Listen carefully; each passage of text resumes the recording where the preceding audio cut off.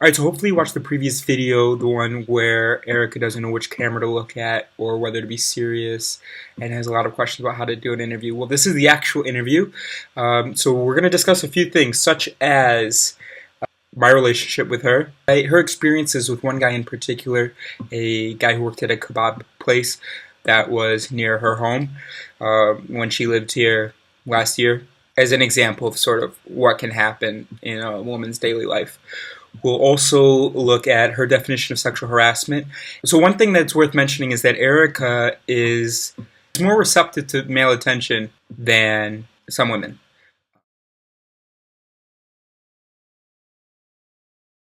Is it starting? If you ever use my name is Eris.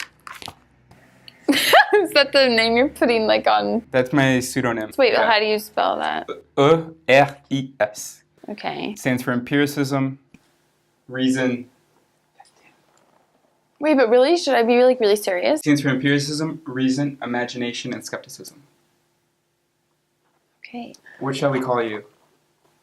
I have to come up with a different name too? No. It could be Erica and Eris. Okay. Or do you prefer a pseudonym? No, I think that's fun. Okay. Okay. All right. So I'm here with Erica, an American. Where are you from, Erica? I'm Sacramento, California. Now I live in Paris, And France. how long have you lived here? About a year and a half. Total. Okay. How is Kebab Guy? I have not seen Kebab Guy since I've returned to Paris. Kebab Guy is a guy who I found dashingly handsome. And he worked at the local kebab and would say something every time Erica walked by. How did that make you feel? Occasionally it would make me feel uncomfortable, depending on how persistent he was with trying to talk to me. Because you lived right there. Right, I lived down the street. Mm-hmm. Okay, so you're walking by to go to the Monoprix.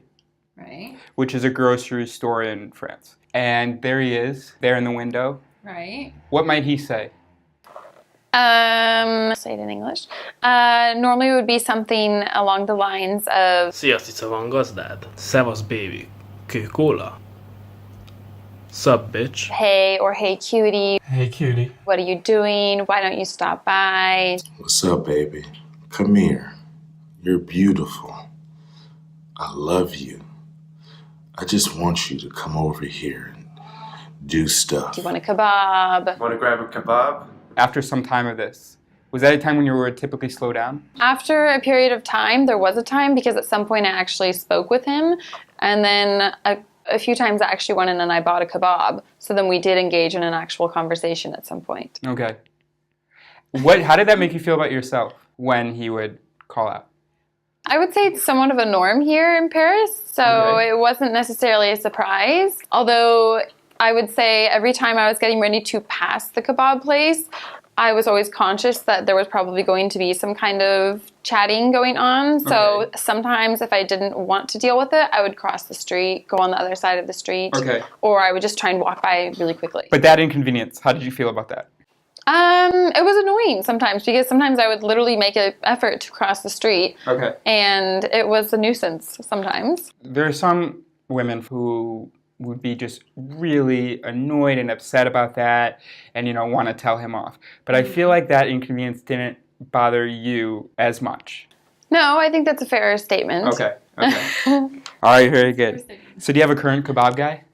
No, actually, sadly, I don't. I say sadly. That is very interesting. I say sadly.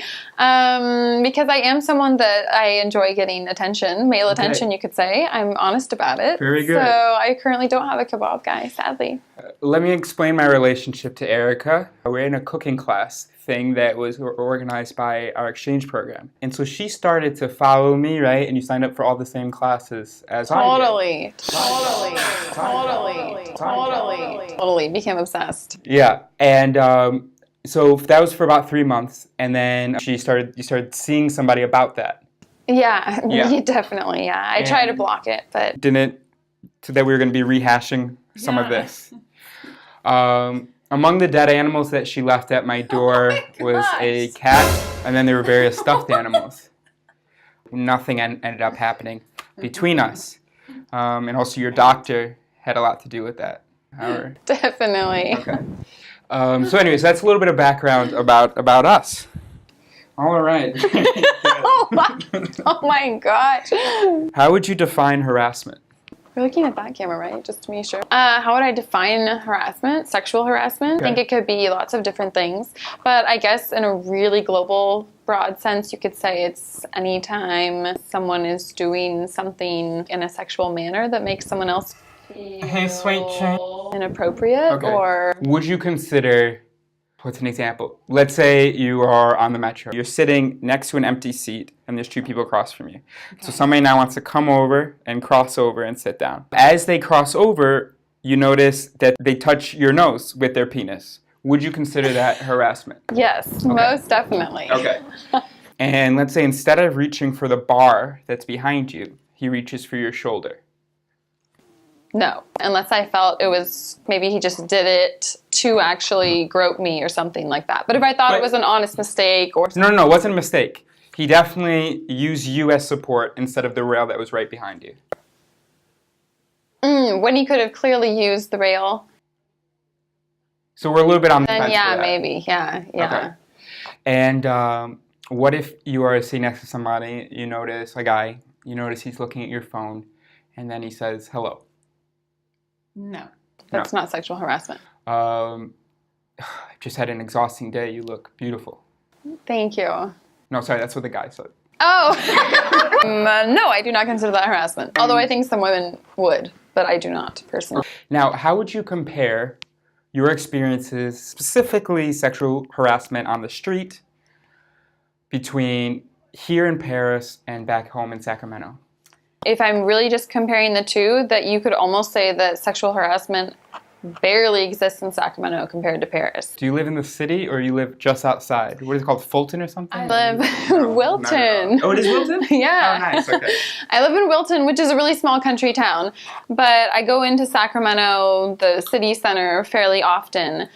And I guess like in a broader sense, even comparing to when I was doing my master's, for example, I used to live in San Francisco in the city.